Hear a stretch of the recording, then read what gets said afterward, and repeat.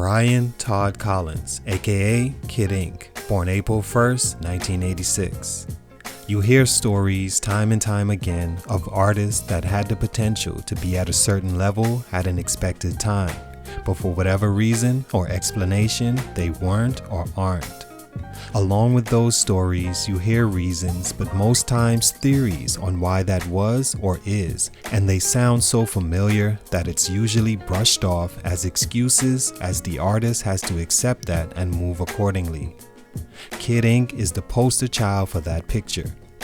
His independent beginnings, where he organically built his core fan base through anthems of struggle, even not as musicians themselves could still relate to. Everyone feels the desire to overcome the obstacles and get to the light of the end of the tunnel. It's literally why people live and exist, to become the best form of themselves. It's for this reason in the early 2010s, Kid Ink became so popular. His earlier works gave you that vibe of a kid working towards a goal with the dream of finally taking off.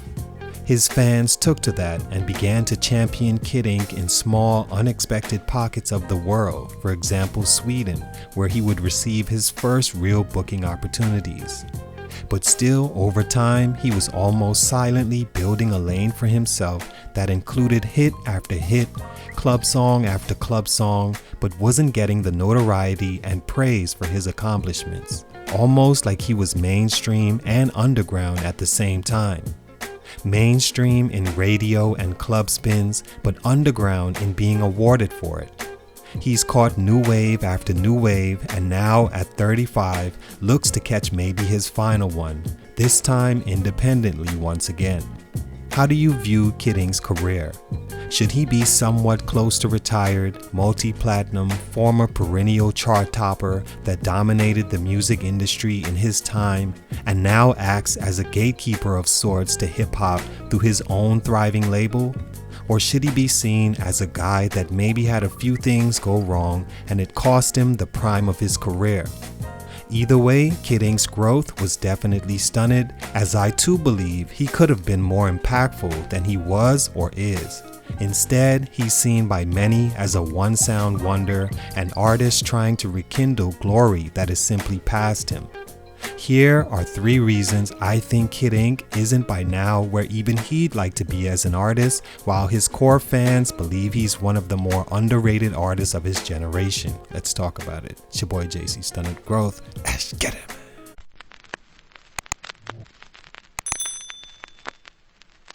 Collins was born and raised in Los Angeles, California, and by the age of 15, he was already working on music, specifically producing beats. Known as rock star and solely focusing on making the right sound beat-wise, his goal was to hopefully one day get a huge placement as a producer for a big artist. He'd have some luck here and there, even receiving his biggest placement at the time with Nipsey Hussle on his song Bullets Ain't Got No Name in 2008. But while it's provided a few weeks of being flown out for meetings with labels and small stipends, it was back to the block for Kid Ink and his music until he decided to focus on himself, including approaching DJ Ill Will, who had heard of Kid Ink from his World Tour mixtape, to host his new project, to which Kid Ink shockingly received an okay. He then signed to DJ Ill Will's label Alumni and took off behind his sound and Ill Will's push. Stunt number 1, label disconnect. The first growth stunt, in my opinion, for Kid Ink musically is one you've heard so much that it now feels used as an escape of sorts for all failing or failed artists. The label isn't doing right on my behalf. Except for Kid Ink was by no stretch a failed artist. After signing with Alumni and changing his name to Kid Ink, he released 3 mixtapes in 2011 that were all classics to his fan base, gearing the release of his first studio album Up and Away, June 12, 2012, behind the singles Time of Your Life and Lost in the Sauce. The album managed to gain some traction for Ink, but not mainstream success, leading to a release of another mixtape later that year. Early 2013, he announced he was signing a label situation with RCA and working on a second studio album called My Own Lane. He released a few singles and an EP before it dropped, but it wasn't until his first official single, Show Me, featuring Chris Brown, that Kid Ink began to see the reaction he wanted. The song peaked in the top 20 on Billboard and went platinum behind the DJ Mustard's sound and influence at the time. The album debuted at number 3 on Billboard and sold 50,000 copies in its first week, eventually being certified gold by the IRAA. He released his third album and second under RCA called Full Speed that didn't perform as well as his previous, peaking at 14 on Billboard and selling 29,000 week 1 behind another hit single, Body Language, featuring Usher and Tinashe, and Be Real featuring Dej Loaf. With a few label albums and a handful of hits now under his belt, it created a sufficient sample size of Kid Ink for some, including his label, to feel as though his value was not in the albums he was putting out, but his ability to make hit singles and in the perfect tone for the era. With that, the label began to request more hit singles from him and waited around until that happened. This was very different for Kid Ink, who was used to putting out a ton of music to feed his fans. The disconnect started and continued with him having hard times even meeting with them due to being on different coasts, not pushing songs he felt were good for his fan base, and direction he wanted his music to go. Not wanting to be typecasted as the singles guy and also wanting to move more freely, he and RCA began to stall as fans moved on to other artists as time went by from his 2015 release, the last in 6 years. Stunt number 2, disconnecting bases. The second stunt in Kid Ink's musical growth was his music not connecting to his entire fan base at the same time, leading to better results in numbers. His core, Remember the Ink, that spoke about his struggles as an artist and pushing himself over hardships on his way to the top, that made them follow him and support his music. Later on, after all the hit making, new fans came aboard and began to expect him to make the next soundtrack to their life and solely that. When he would make something different, there was a disconnect, as they felt they weren't there for that reason, and some got off at the nearest stop. The core of his base have been a bit resentful for a while as he built his name through hit singles and not the same music they grew accustomed to.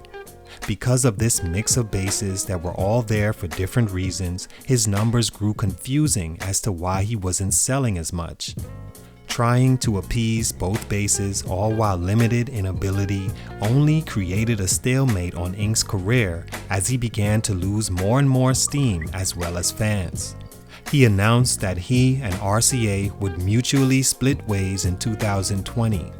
April 2021, he released his most recent album, Alive, his first since the split. Stunt number 3, mental disconnect.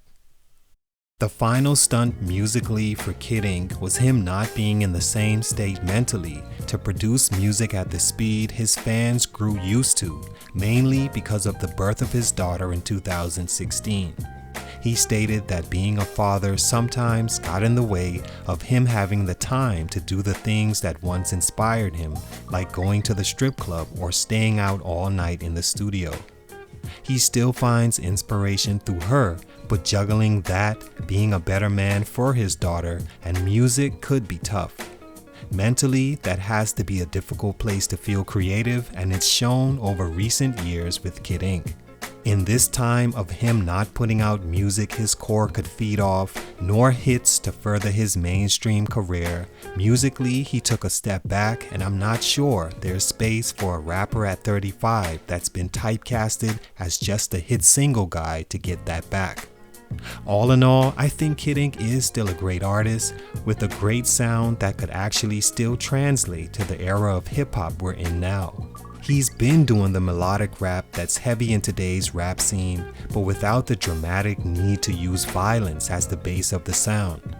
His latest project is called Alive, which is a highly recommended body of work from Kid Ink that I think feeds his core fan base that's been waiting for the independent, hungry Kid Ink. He stamped his name in West Coast hip hop and still has a chance to make his mark on today's generation. But for these reasons, his growth was stunted. It's your boy JC Stunted Growth. I'm out.